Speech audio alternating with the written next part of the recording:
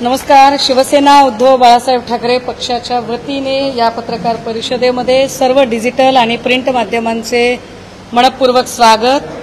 माझ्या समवेत शिवविधी सेनेचे सन्माननीय ॲडव्होकेट सतीशजी मुलिक साहेब आहेत. लीगलचे आस्पेक्ट त्यांना बऱ्यापैकी माहीत आहेत आणि त्यांच्या सल्ल्याने त्यांना विचारून बऱ्यापैकी आम्ही काही भूमिका मांडायचा प्रयत्न करत असतो. काल सकाळी 1 वाजता मी पत्रकार परिषद पुण्यामधून घेतली होती आणि पुण्यातून पत्रकार परिषद घेताना मी काही मुद्दे महत्त्वाचे मांडले होते. त्याच्यामध्ये बेसिकली मी माझ्या प्रेसचे 3 महत्त्वाची कारणं मांडली होती. एक की मुख्यमंत्री देवेंद्र फडणवीस यांनी कृपया जजच्या खुर्चीमध्ये बसू नये. आपल्याकडे कोर्ट आहे. Let them decide whether they are guilty or not. कुणी दोषी आहे का नाही हे ठरवण्याचं काम कोर्टाचं आहे. फडणवीस साहेब तुमचं काम फक्त आणि फक्त स्टेट बेटरमेंटसाठी काम करायचं आहे. एक. दुसरं असं की या संबंधाने संस्थात्मक हत्या म्हणून ज्या अनेक लोकांना चौकशीच्या कक्षेत आणणं गरजेचं आहे. माझा परत शब्द आहे की चौकशीच्या कक्षेत आणणं गरजेचं आहे. आणि तिसरं महत्त्वाचं कारण मी कालच विशद केलं होतं की कॅरेक्टर असेसिनेशन थांबवा. एखादं लेकरू इतकं त्याला छळलं जातं की ते मरण्याला अगतिक होतं आणि मेल्यानंतर सुद्धा त्या लेकराचं जर अशा पद्धतीने चारित्र्यहनन केलं जात असेल तर हे अत्यंत वाईट आहे. एका मुद्द्याकडे आलं पाहिजे. त्यानंतर 5 वाजता रणजितसिंह नाईक निंबाळकर यांची अख्खी वकिलांची फौज आली. मोठा माणूस आहे बिचारा, मोठा माणूस आहे. चिकार पैसा आहे, कारखाने आहेत, बँका आहेत, सगळं काही आहे. त्यामुळे खूप मोठी वकिलांची फौज आली. वकिलांच्या फौजेने खूप सारे मुद्दे निर्माण केले आणि ते असं म्हणाले की मी 50 कोटी 48 तासाच्या आत जर मी माफी नाही मागितली तर ते माझ्यावरती 50 कोटीचा दावा ठोकतील. सडाफुटिंग माणूस आहे. 50 कोटी कुठून आणावे? कदाचित मी रणजितसिंह नाईक निंबाळकरांकडूनच मला उसने किंवा व्याजवारी घ्यावे लागतील, जसे ते व्याजाने इतरांना देऊ शकतील. तर मीही त्यांच्याकडून व्याजाने घेईल आणि त्यांना देईल. तो काही मुद्दा नाही. मुद्दा हा आहे की ते असं म्हणाले की सुषमा अंधारे या अत्यंत बेसलेस बोलत आहेत, त्यांच्या बोलण्याला काही आधार नाही. माझं पुन्हा म्हणणं आहे की चौकशीच्या कक्षेमध्ये संपदा मुंडे यांनी जे पत्र लिहिलं होतं आपल्या हेल्थ डिपार्टमेंटच्या सिनियरला doctor Anshuman Dhumal, departmental home डिपार्टमेंटच्या डीवायएसपी राहुल धस, जो महाडिक आहे, या महाडिकचे अनेक वादग्रस्त किस्से इथून पुढे निघणार आहेत. ते सिनियर पीआय महाडिक, खासदारांचे 2 पीए. आता त्याच्यात युक्तिवाद असा केला की खासदारांचे 2 पीए, खासदारांचं नाव कुठे घेतलंय? तर माझा परत प्रश्न आहे, मग नागटिळक राजेश शिंदे कुणाचे पीए आहेत सांगा बाबा. जर खासदार म्हणजे अमुक एक खासदार नाही तर हे दोघं कोणत्या खासदाराचे पीए आहेत ते तुम्ही एकदा सांगा. आणि खालचे 2 लोक जे तिला तिच्या गावावरून आणि तिच्या आडनावावरून तिच्या जात समूहावरून तिला टॉर्चर करत होते ते एपीआय जायपात्रे आणि पीएसआय पाटील. अशा लोकांना चौकशीच्या कक्षेत आणावं हा माझा कालही शब्द होता, आजही आहे. मी शब्द फिरवलेला नाही. आता मी असं म्हटलं की अनेक गुन्हे हे रणजितसिंह निंबाळकर यांच्यामुळे दाखल होतात, त्यांच्या प्रभावाखाली दाखल होतात. आता त्यांच्या प्रभावाखाली दाखल होतात म्हटल्यावर त्यांनी लगेचच मानहानी वगैरे सुरू केलं. काल मी हा फोटो दाखवला होता आणि या मुलीला मी हजरही केलं होतं. या मुलीला मी हजर केलं. खरं तर या जुळ्या बहिणी आहेत, एक वर्षा आणि दुसरी हर्षा, आणि दोघींनी आत्महत्येचा प्रयत्न केला होता. या दोघींनी जो काही आत्महत्येचा प्रयत्न केला त्यांनी एक सुसायडल नोट लिहिली होती. ती सुसायडल नोट जरा मी इथं वाचली पाहिजे. रणजितसिंह नाईक निंबाळकरांचा संबंध येतो का नाही मी हे आपल्यालाही देणार आहे सॉफ्ट कॉपी. याच्यात तिने त्यावेळेला काय लिहिलेलं आहे लक्षात घ्या. हे महिला आयोगाला दिलेलं आहे बरं का. मी येणार आहे त्याच्यावर. पप्पा तुमची खूप आठवण येते. मागच्या आठवड्यात सिव्हिल हॉस्पिटल तुमची अवस्था पाहिली, डोळ्यासमोरून जात नाही.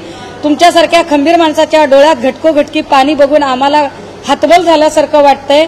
मम्मी आणि आपल्या घरातले तुम्हाला बाहेर काढण्यासाठी रात्रंदिवस पळतायत. या महिन्यात तुम्ही काही दिवस मम्मी सोबत राहिलो, त्यामुळे ती ज्या परिस्थितीतून जात आहे ते तुम्हाला कसं सांगू हे कळत नाही. संतोष काकांनी तुमच्यावर केस टाकली. संतोष काकांनी, नाईक निंबाळकरांचे कार्यकर्ते, संतोष काकांनी तुमच्यावर केस टाकली. तेव्हा आम्ही दत्तू काकांकडे गेलो व तुम्ही असं चुकीचं का करताय, असं नका करू, आम्हाला पप्पांशिवाय कुणाचा आधार नाही असं म्हणून केस माघारी घेण्याची विनंती केली।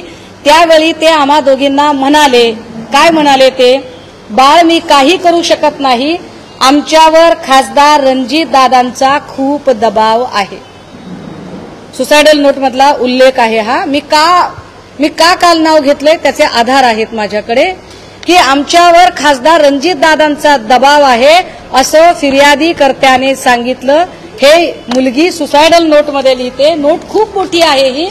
याच्यात पुढे दत्तू काका असे बोलल्यावर आम्ही संतोष काकांच्या घरी गेलो, पण तिथे पोहोचल्यावर बाळू कदम आले आणि आता या बाळू कदमांची ऑडिओ मी ऐकवणार आहे आपल्याला। बाळू कदम आले आणि संतोष काकांना आम्हाला बोलू दिले नाही। लगेच दत्तू काका आणि बाळू कदम संतोष काकांना घेऊन गेले। तिथून आम्ही घरी आलो। संतोष काकांना घेऊन गेलेला बाळू कदम म्हणजे ज्याने आधी तुमच्यावर केस केली होती तोच तो। हे लक्षात आल्यानंतर तुम्हाला खोट्या केसेसमध्ये अडकवण्याचा कट रचला जातोय हे आम्हाला समजायला लागले। पुन्हा एकदा खासदार रणजित दादा व तुमची चांगली मैत्री होती। मी हे 4 पानी पत्र वाचून आपला वेळ घेणार नाही, पण याच्यात रणजित निंबाळकर यांचा किती वेळा उल्लेख आलाय हे पत्र सॉफ्ट कॉपीने आपल्याला कळेल। आपण ते नंतर आपापल्या माध्यमांवर दाखवावं। आता या सुसायडल नोट मध्ये जे त्या मुलीने लिहिलंय त्या मुलीचा फोटो मी आपल्याला दाखवला। ही मुलगी आयसीयू ला होती। नशीब संपदा मुंडे हाताला लागली नाही, पण ही पोरगी हाताला लागली आणि वाचली। आता या मुलीने सुसायडल नोट करताना एक पत्र आयोगाला लिहिलं। मला कमाल वाटते। खरं तर महिला आयोग नावाच्या गोष्टीवर आता मला बोलायची इच्छा नाही। राजकीय पुनर्वसनासाठी जर काही माणसं त्याच्यावर बसवली जात असतील आणि सत्ताधाऱ्यांची हुजरेगिरी करणं हे जर त्यांचं परम कर्तव्य असेल तर त्यावर आम्हाला काही फार बोलायची इच्छाच नाहीये। तोंडही खराब करावं असं वाटत नाही। पण आयोगाचं काम असतं सक्षमीकरण, सबलीकरण, सहकार्य, समावेशन, समुपदेशन, सबलीकरण। आयोगाचं काम प्रेस घेणे नाही। काल मी जे प्रश्न उपस्थित केले ते पोलीस स्टेशन आणि पोलिसांवर केले। बाजूला पोलीस अधिकारी बसलेत, पत्रकार पोलीस अधिकाऱ्यांना प्रश्न विचारतात आणि पोलीस अधिकाऱ्यांच्या आधीच आयोग पटापटा राघू सारखा बोलायला लागला। मी आयोगाला प्रश्नच विचारलेले नाही। बरं, आता त्यांनी जे काही प्रश्नांची उत्तरं द्यायला लागले त्या उत्तरांमध्ये खरंच हे गरजेचं होतं का की या मुलीच्या कॅरेक्टर बद्दल का बोललं गेलं? पहिली गोष्ट, तुम्ही तिचं मेल्यानंतरचं कॅरेक्टर असोसिएशन करताय। मुळात जिथे तपास यंत्रणेवरच माझा आक्षेप आहे, मुळात जिथे पोलीस यंत्रणा संशयाच्या घेऱ्यात आहे, जी पोलीस यंत्रणा संशयाच्या घेऱ्यात आहे, ज्या पोलीस यंत्रणेवरच अनेक प्रश्नचिन्ह उपस्थित झालेले आहेत, त्या पोलीस यंत्रणेने तयार केलेले पुरावे, त्या पोलीस यंत्रणेने समोर आणलेला व्हॉट्सअप चॅट आम्ही किती व्हॅलिड मानायचा बरं? आणि त्या व्हॉट्सअप चॅटच्या आधारे जर आयोगावर बसलेली एखादी व्यक्ती जर सांगत असेल की मुलीचं असं झालं तसं झालं, मग ते 2 ठिकाणी वगैरे, मुळात हा आयोग काय पद्धतीने काम करतो हे एकदा सांगितलं पाहिजे। जर आयोगाला इतका म्हणजे पत्रकार परिषदा घ्यायचा एवढा नाद आहे, आयोगाला जर एखाद्या मुलीबद्दल इतका कळवळा आहे, तर तो कळवळा वर्षा आगवणे आणि हर्षा आगवणे यांच्याबद्दल का आला नाही? वर्षा आगवणे आणि हर्षा आगवणे यांनी आत्महत्या करताना हे पत्र लिहिलं। हे पत्र त्यांनी लिहिताना याच्यात ज्या सीसी दिलेल्या आहेत, किती तारखेचं पत्र हे? 8/11/2022। विशेष आयोगाला बघा काय लिहिलेलं आहे त्याच्यामध्ये। विषय, फलटण शहर तसेच ग्रामीण पोलीस स्टेशनचे काही अधिकारी व कर्मचारी तसेच सेंट्रल बँक ऑफ इंडिया शाखा गिरवीचे प्राधिकृत अधिकारी श्री किरण डुकरे। बघा चौकशीच्या कक्षेत नावं किती किती येत आहेत ती। बँक ऑफ इंडिया शाखा गिरवीचे प्राधिकृत अधिकारी श्री किरण डुकरे हे सर्व संगनमत करून माझे वडील श्री दिगंबर रोहिदास आगवणे व आई सौ जयश्री दिगंबर आगवणे यांच्यावर राजकीय द्वेषबुद्धीने विद्यमान खासदार रणजित सिंह नाईक निंबाळकर यांच्या सांगण्यावरून, पुन्हा एकदा याच्यात हा उल्लेख आलाय। हा उल्लेख आजचा नाही साहेब, हा उल्लेख 2022चा उल्लेख आहे। हे शासनाला गेलेलं पत्र आहे। रणजित सिंह म्हणाले ना की माझा काही इंटरफिअर नाही, पीडित लोकांनी लिहिलेली पत्र आहेत आणि त्याचे पुरावे मी आपल्यासमोर देते।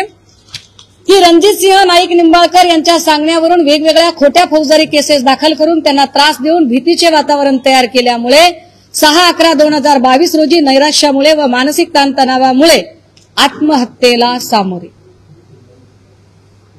काय जर तुम्हाला एवढ्या पत्रकार परिषदा घेण्याचा नाद आहे तर वर्षा आगवणे आणि हर्षा आगवणेच्या प्रकरणात तुम्ही का घेतली नाही पत्रकार परिषद?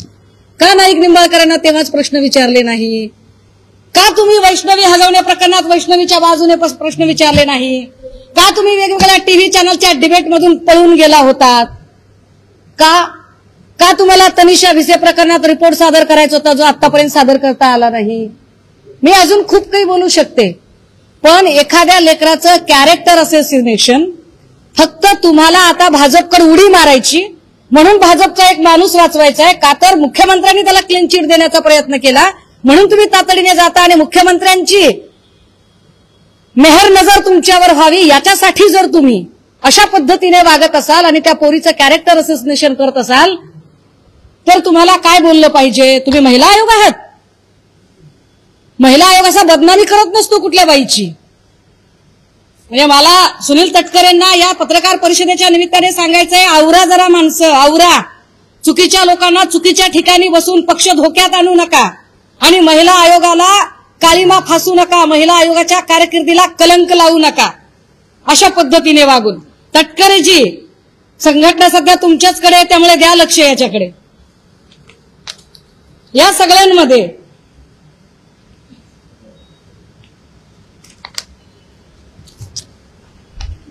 मी काहीच केलं नाही, माझा संबंधच येत नाही. ईडीची तक्रार आहे. ईडीची तक्रार दिगंबर आगवणेच्या विरोधातली आहे. एखाद्या माणसाला किती फसवावं मी त्याच्या सगळ्या गोष्टी काढणार आहे. मी एपिसोड वाईज एपिसोड करणार आहे. रोज कागदपत्र काढत जाईल. तुमच्या 50 कोटीच्या धमकीला नाही भीक घालत, अजिबात भीक घालत नाही. कालच सांगितलंय, एक बाग अगर मैंने कमिटमेंट कर दी तो मैं खुद की भी नहीं सुनती. काय करायचे ते घ्या करून, नाही भीक तुम्हाला. या बेल ऍप्लिकेशन या सगळ्या ईडीचे जर सगळे डॉक्युमेंट बघितले आणि ईडीची जर सगळी ऑर्डर नीट अभ्यासली, 45 पानाची आहे त्यामुळे मला वाचणं शक्य होणार नाही एवढी सगळी, ही मी आपल्याला सॉफ्ट कॉपी द्यायला तयार आहे. हे याच्यात स्पष्टपणे लक्षात येतं, अरे ऑनरेबल कोर्टाने सांगितलंय, ऑनरेबल कोर्टाने सांगितलं की नाईक निंबाळकरवर गुन्हा का दाखल केला जात नाही, त्याला चौकशीच्या कक्षेत का आणलं जात नाही. मी म्हणत नाहीये रणजितजी, तुम्ही खासदार आहात, तुमच्याकडे सत्ता आहे, पैसा आहे, माणसं आहेत, सगळं आहे, पण जरा अभ्यास केलेले वकील तुमच्या सोबत ठेवा. ह्या सगळ्यांमध्ये जर त्यांना असं वाटत असेल, ते काय म्हणाले की तुम्ही आमच्यावर बिनबुडाचे आरोप वगैरे करताय किंवा आम्ही अमुक एक केस करू, आम्ही तमुक एक केस करू. पहिली गोष्ट तर वकील साहेब म्हणजे रणजित निंबाळकरांचे जे वकील आहेत, वकील साहेब तुम्ही अभ्यास करून येत जा. निंबाळकर तुम्हाला एवढी मोठी फीस देत असतील, त्याला साजेसा अभ्यास करा आणि मग याच्यावरती काही बोला. या सगळ्या प्रकरणामध्ये तुम्ही ज्या पद्धतीने मांडणी करताय मुळात कदाचित तुम्हाला माहीतच नाहीये. माझा जो कन्सर्न आहे तो कन्सर्न पोलीस स्टेशन हे फॅसिलिटी प्रोव्हायडर असले पाहिजेत, पण पोलीस स्टेशन जर छळछावण्या होत असतील तर अशा छळछावण्या घातक आहेत. लोकांचा कायद्यावरचा आणि एकूण न्याय व्यवस्थेवरचा विश्वास उडेल, तो उडता कामा नये, हा माझा जास्त कन्सर्न आहे. माझा कन्सर्न हा आहे की एखादं लेकरू आधी त्रासाला कंटाळून गेले आणि तुम्ही त्याच्यावर ती किती मुलांसोबत चॅट करत होती हे चॅट सांगताय. 1 मिनिटासाठी असं गृहीत धरू, बरं 1 मिनिटासाठी असं गृहीत धरू की एखाद्या मुलीने 2 मुलांसोबत चॅट केले, मग तुम्हाला अधिकार मिळतो मारायचा? तुम्हाला अधिकार मिळतो तिला टॉर्चर करायचा? कोण आहात तुम्ही? कुठले ठेकेदार आहात तुम्ही? तुम्हाला कुणी अधिकार दिला हे सगळं करायचा? एखादी मुलगी ती तिचं आयुष्य जगताना तुम्ही तिच्या संबंधाने असणाऱ्या ज्या सराउंडिंग आहेत त्यावर न बोलता पत्रकार जेव्हा पोलीस अधिकाऱ्याला प्रश्न विचारतायत, माझ्याकडे एक केस आहे, मी त्याच्यामध्ये नाव डिस्क्लोज करू इच्छित नाही, पण माझ्याकडे इतक्या काही चॅट आहेत, त्याच्यातल्या एवढ्या काही चॅट आहेत की काय पद्धतीने पोलीस अधिकाऱ्यांनीच, मला हे दाखवायला पण लाज वाटते अक्षरशः की काय गलिच्छ पद्धतीने हे सगळं केलं गेलं. पण याच्यात ऑनरेबल कोर्टाची एक ऑर्डर आली आहे. तुम्हाला आठवत असेल की एक महिला एका पोलीस अधिकाऱ्यावर तिने तक्रार अर्ज दाखल केला आणि तिचं पण फोटो चुकीचे लावून तिच्याबद्दल अत्यंत चुकीच्या वदंता पसरवल्या गेल्या. तिने त्या संदर्भाने कोर्टाकडे अपील केलं. कोर्टाने याच्यामध्ये एक वर्डिक्ट दिलंय बेल ऑर्डर देताना आणि त्याच्यामध्ये कोर्टाने 23 सप्टेंबर 2025 ला कोर्ट काय सांगतं बघा. This is an application for anticipatory bail. The applicant is apprehending her arrest in crime number 1633 of 2024 registered with Kalwa Police Station for the offence punishable under section 35308 761(2) of the Bharatiya Nyay Sanhita 2023. I have heard learned counsel for the applicant for some time. Learned counsel for the applicant submits that the applicant had lodged the complaint against the present first informant, who is Assistant Commissioner of Police. मी कोर्टाचं वाचते या निकाल. Who is Assistant Commissioner of Police for gang rape. It is submitted that the present FIR alleging extortion is lodged as a counter blast to the said complaint lodged by the applicant. Okay. पुढे असं सांगितलंय की I have pursued the FIR. The first informant has made very serious allegation. The first informant has alleged that even ex-judges are the members of extortion gang of the applicant. The said allegation reads thus.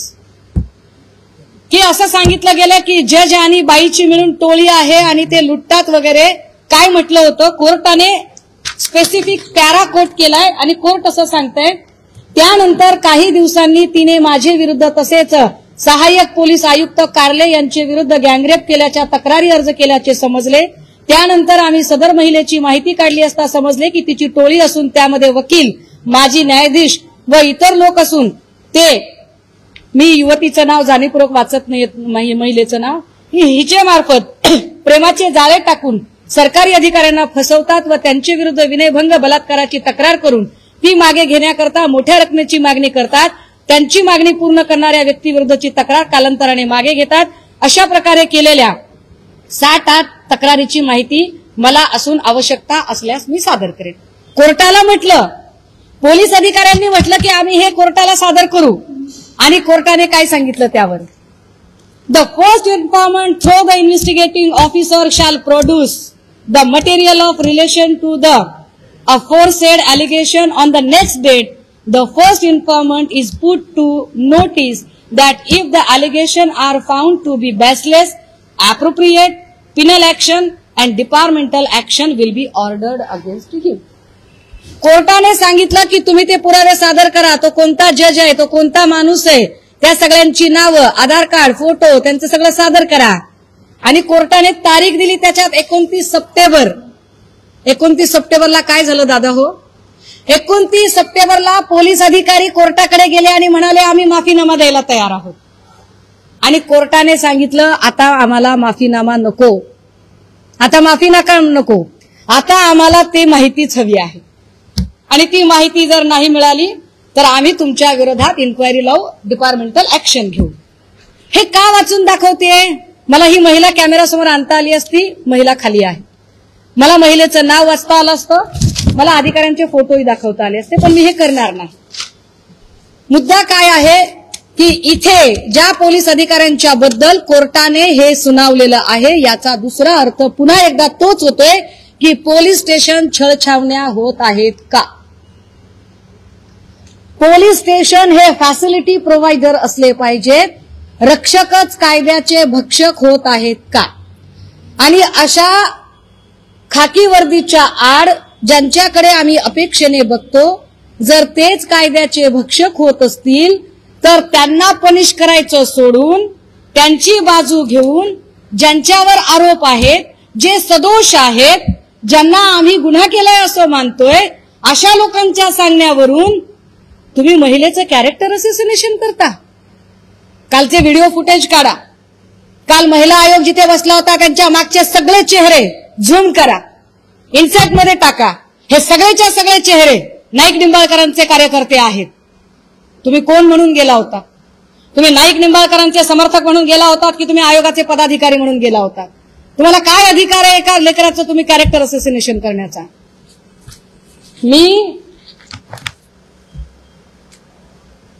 ते म्हणाले की माझ्या म्हणण्यावर काहीच होत नाही, मी कशाला तक्रार दाखल करेल बाबा, मी नाही तक्रार दाखल केली. हॅलो, दादा मी जयश्री बोलते. पहिल्यांदा मी सांगितलं पाहिजे, हा कॉल जो आहे हा जयश्री आगवणे आणि रणजित नाईक निंबाळकरांमधला आहे. ठीक आहे, संवाद आहे का? हा संवाद पण मी आपल्याला देईल. म्हटलं थांबा, हे कुठंतरी खूप मुलांचं मुलगी खूप आजारी आहे. हॅलो, दादा मी जयश्री बोलते. म्हटलं थांबा, हे कुठंतरी खूप मुलांचं घरून फोन येतोय सारखा. मुलगी खूप आजारी आहे, मोठी नाना आजारी आहेत. नाना तर असे आलेत की त्यांचं गॅरंटी कमी आहे.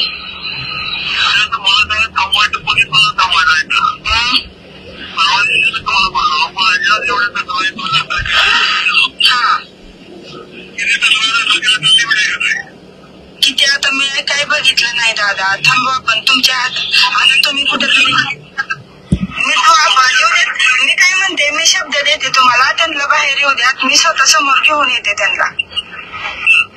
पण हे थांबवा, खरंच मुलगी खूप आजारी आहे. त्या दिवशी पप्पांना त्यांना भेटायला गेल्यापासून तिला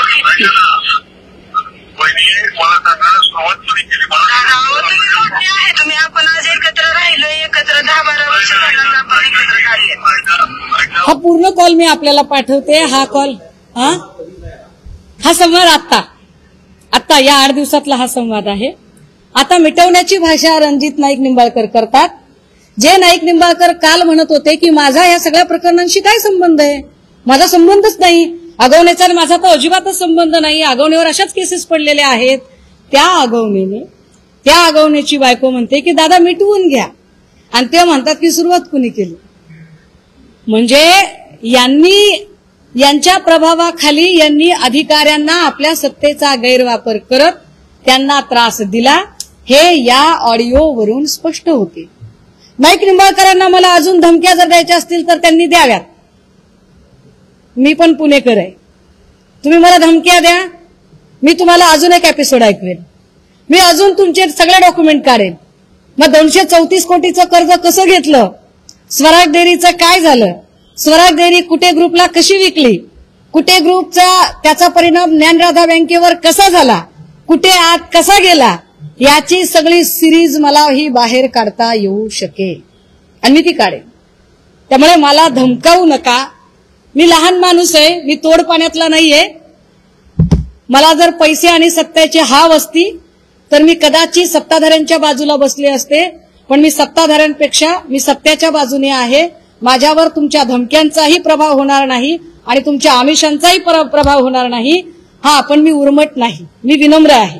मी अत्यंत नम्रतेने सांगते, पुन्हा एकदा सांगते माध्यमांच्या समोर, medical officer doctor Anshuman Dhumal, DySP Rahul Dhas, senior PI Mahadik, API Jaypatre, PSI Patil, 2 PA Shinde आणि नागटिळक, स्वतः रणजित सिंह नाईक निंबाळकर, ही सगळी माणसं चौकशीच्या कक्षेत आली पाहिजेत.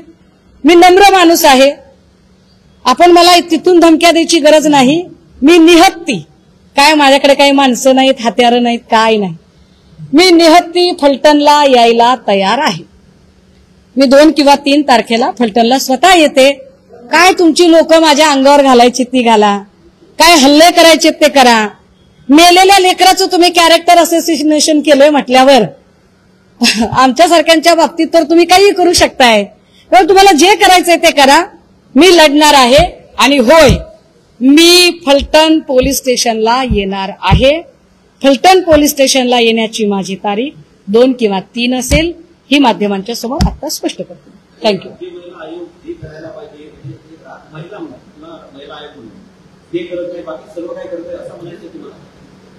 मी आता आपल्याला दाखवलं की जर महिला आयोगाला जर प्रेस करायची होती तर आगवणे प्रकरणात का केली नाही, ज्या पोरींनी आत्महत्या केली आणि करायचा प्रयत्न केला आणि ज्यांनी पत्र लिहिले 22ला,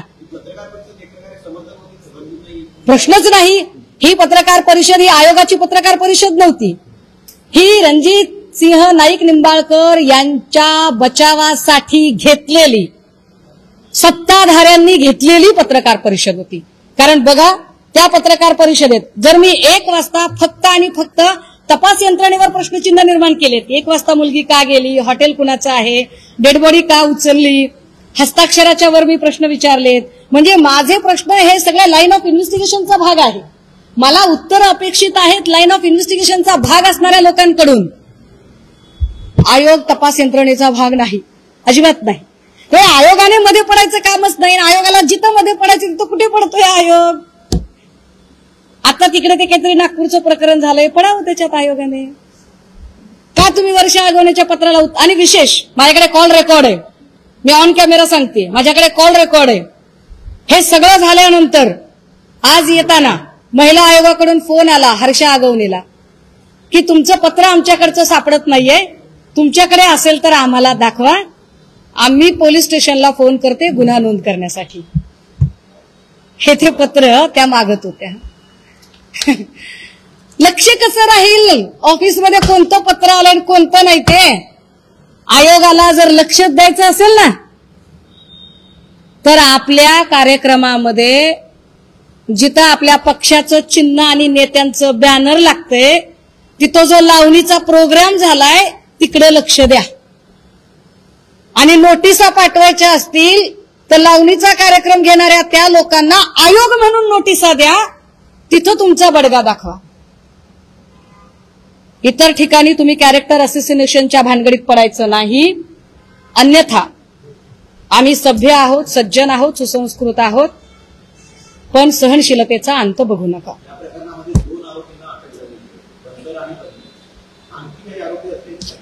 माझं म्हणणं आहे की या प्रकरणामध्ये सरळ सरळ दिशाभूल केली जाते. माझं म्हणणं आहे की या प्रकरणामध्ये बनकर आणि बदने हे तर असतीलच, प्रश्नच नाही, पण दोघेच असतील ही शक्यता मला धुसर वाटते. मला याच्यापेक्षा जास्त लोक वाटतात आणि म्हणून मी म्हणते, आणि प्रश्न विचारणे माझा अधिकार आहे. मी शंका उपस्थित केल्यावर तुम्ही कसं काय माझ्यावरती मला धमकावता आणि माझ्यावर केसेस टाकायची भाषा करता, ही कोणती पद्धत आहे? मी म्हटलं का की नाईक निंबाळकरने खून केलाय? मी म्हणते की नाईक निंबाळकरांना चौकशीच्या कक्षेत घ्या. आणि का घ्या? तर 4 पानी पत्रामध्ये तसा उल्लेख आहे. मी 4 पानी पत्राच्या आधारे बोलते आणि त्यांना चौकशीच्या कक्षेत घेतलं पाहिजे. नाही घेतलं तर मला फलटण पोलीस स्टेशन समोर जाऊन बसावं लागेल. मी बसेन.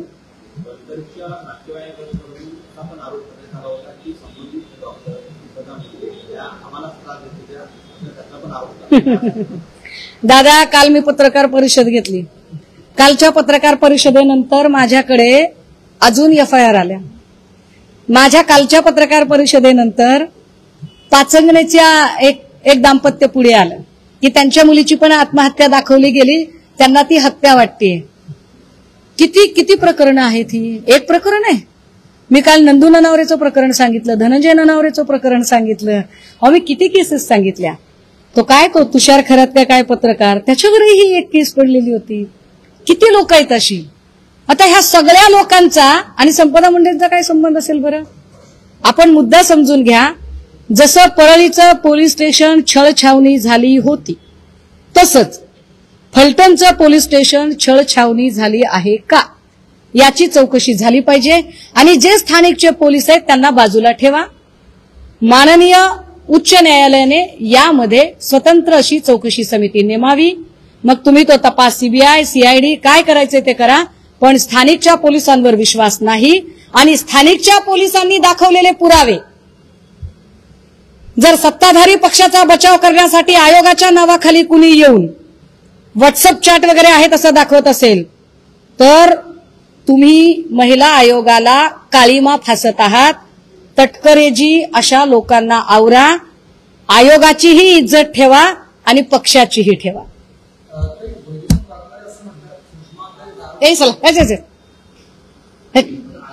चिल्लर लोकांना नका बोलू.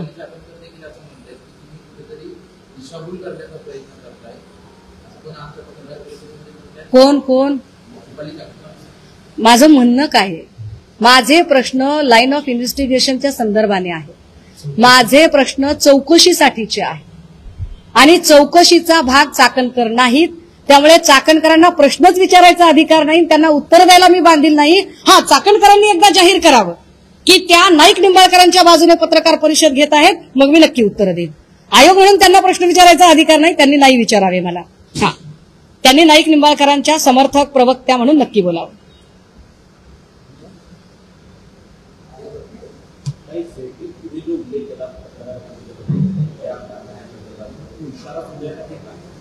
काय म्हणताय? सॉरी,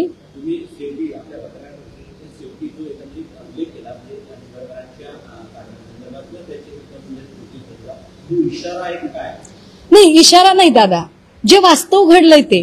आणि अनेक गोष्टी आहेत. ते म्हणतायत ना की माझा कुठे संबंध नाही. मी किती केसेस सादर करू बरं? मी रोज एक प्रकरण घेऊन मीडिया समोर येईल, मी रोज एका विक्टीमला पुढे घेऊन येईल. त्यामुळे त्यांच्या जर डोक्यात असेल की बाई आहे आणि आम्ही तिला कसंही करून धमकावू शकतो, तर हे वाईट आहे. कारण ज्यांचं लेकरू गेले, ज्यांचं काळीज करपलंय, ज्यांची कूस रिकामी झाली, तुम्ही त्यांच्या जखमेवर मीठ चोळू नका. किमान तुम्ही सौजन्य म्हणून तरी शांत राहिलं पाहिजे.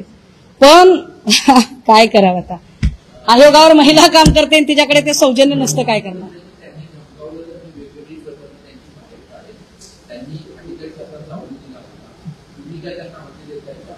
नाही, मी अवधी देणे इतकी कुठे मोठी आहे? मी लहान माणूस आहे, मी साधा माणूस आहे. माझ्या काही डोक्यावर मुख्यमंत्र्यांचा हात आहे काय? आणि माझ्यासाठी काही महिला आयोग मदतीला येणार आहे काय? सत्ताधाऱ्यांच्या वलचणीला गेलेला आयोग माझ्या मदतीसाठी येणार आहे? मी साधा माणूस आहे, सडाफटिंग माणूस आहे. मी काय म्हटलं की मी विनम्र आहे, मी उर्मट नाही. मी विनम्रतेने पोलीस स्टेशनला जाऊन बसेल आणि मी फक्त तुम्ही चौकशीच्या कक्षेत त्यांना घ्या एवढंच सांगेन. मी गुंड नाहीये, मी मवाली नाहीये, मी उर्मट नाहीये, मी कुणालाही धमकावणीची भाषा करू शकत नाही. मी कायद्याचा आदर करणाऱ्यांपैकी आहे.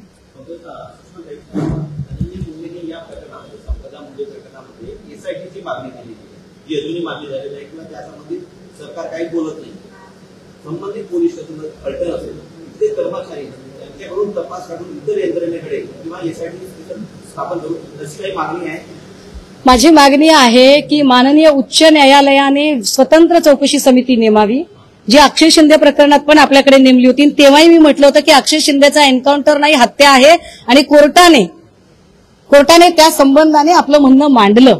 मी सोमनाथ सूर्यवंशी प्रकरणामध्येही ही कस्टडियल डेथ आहे हे फार प्रकर्षाने मांडत होते आणि कोर्टाने ते मान्य केलं. मी वेग बोलत नाहीये, मी हातात कागद घेऊन बोलतीये.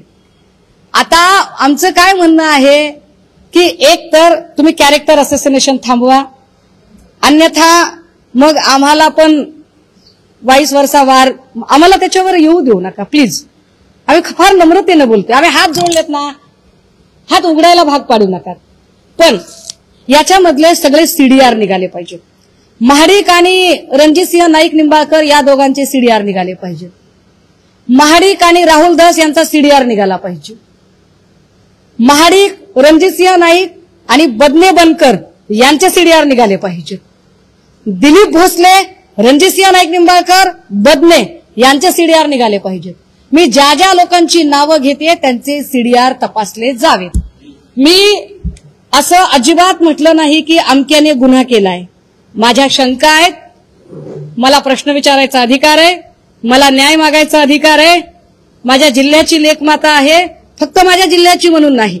राज्यातली कुठली पण लेखमाता असती तर मी इतक्यात तडफेने उभी राहिली असते. पण एखाद्या लेकराला मेल्यानंतर तुम्ही जे छळलंय ते चीड आणणारं आहे, मी तुम्हाला सोडणार नाही. भैया अभी तो मैंने ट्रेलर दिखाया है, पूरा पिक्चर बाकी है.